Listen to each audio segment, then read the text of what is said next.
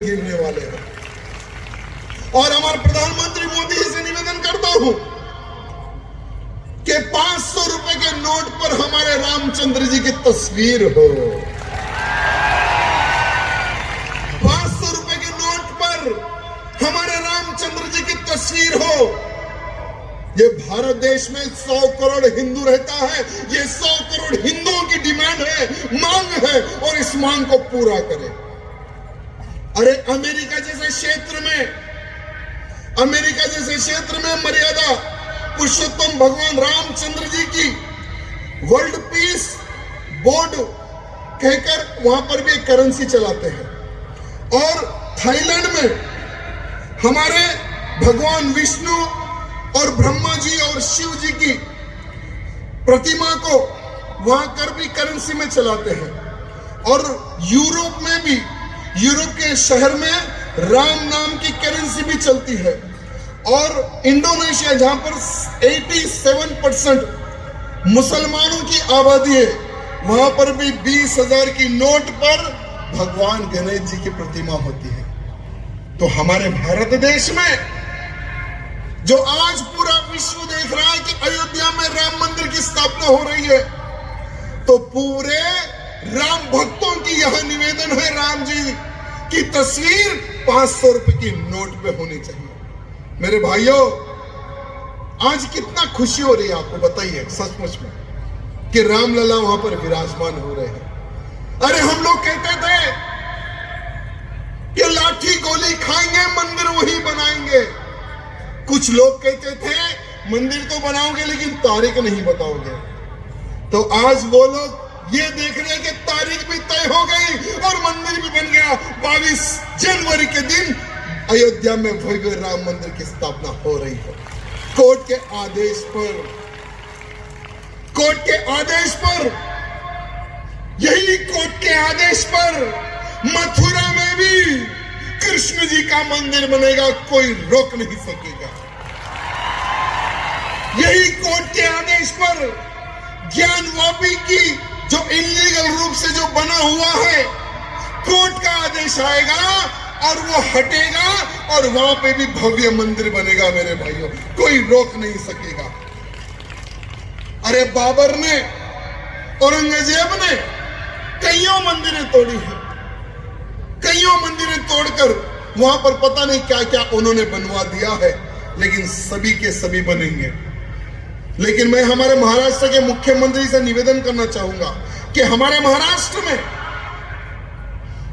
वक्फ board की बहुत सारी जमीनें, जो कईयों खेतों की जमीनें, कईयों किसानों की जमीनें इलीगल रूप से कब्जा हो गई है वक्फ बोर्ड के नाम पर।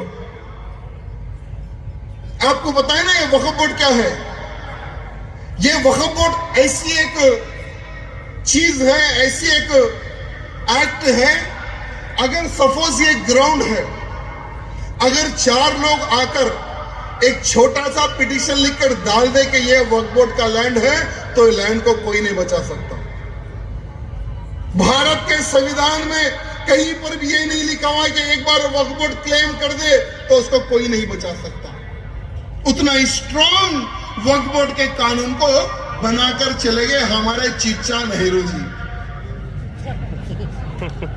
हमारे चिच्चा नेहरू जी को बहुत प्यार था। जब 1947 में भारत और पाकिस्तान अलग हुआ, तो वो समय पर बहुत सारे लोग भारत के 2 टुकड़े करके पाकिस्तान भाग गए। तो हमारे चिच्चा नेहरू जी ने ये सोचा कि ये जो पाकिस्तान भाग गए, इनकी जमीन को हम कैसे बचाया जाए।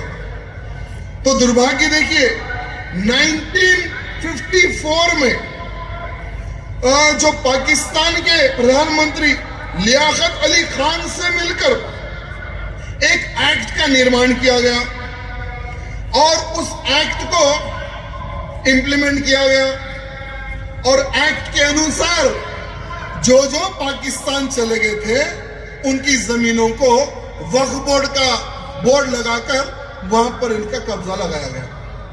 दुर्भाग्य देखिए मेरे मित्रों, अगर हम इतिहास की अगर बात करें तो आपके महाराष्ट्र में 1,00,000 एकड़ वक्फ बोर्ड के पास जमीन है। आपके महाराष्ट्र राज्य में 2009 में इनके पास सिर्फ 4,00,000 एकड़ जमीन थी और 2009 से लेकर अभी तक इनके पास लगभग 10,00,000 एकड़ जमीन हो गई, यानी 6,00,000 एकड़ जमीन उन्होंने बढ़ा ली है। महाराष्ट्र में अगर मैं आपको बताना चाहूंगा तो सिर्फ पुणे में 9,300 एकड़ जमीन इनके पास है, नागपुर में 9,200 एकड़ इनके पास जमीन है, नासिक में 8,400 एकड़ जमीन इनके पास है, कोंडाना में 6,000 एकड़ जमीन है और अमरावती में 2,800 एकड़ जमीन है। अगर मैं ऐसा इतिहास बताता जाऊं तो हर जगह पर इनके पास वक्फ बोर्ड के नाम पर जमीन कब्जा है। तो हमारे शिंदे जी से निवेदन करता हूं, शिंदे साहब 1,00,000 एकड़ जमीन पर आपका कब्जा होना चाहिए और वो 1,00,000 जमीन पर या बड़े बड़े हॉस्पिटल बने या बड़े बड़े कॉलेज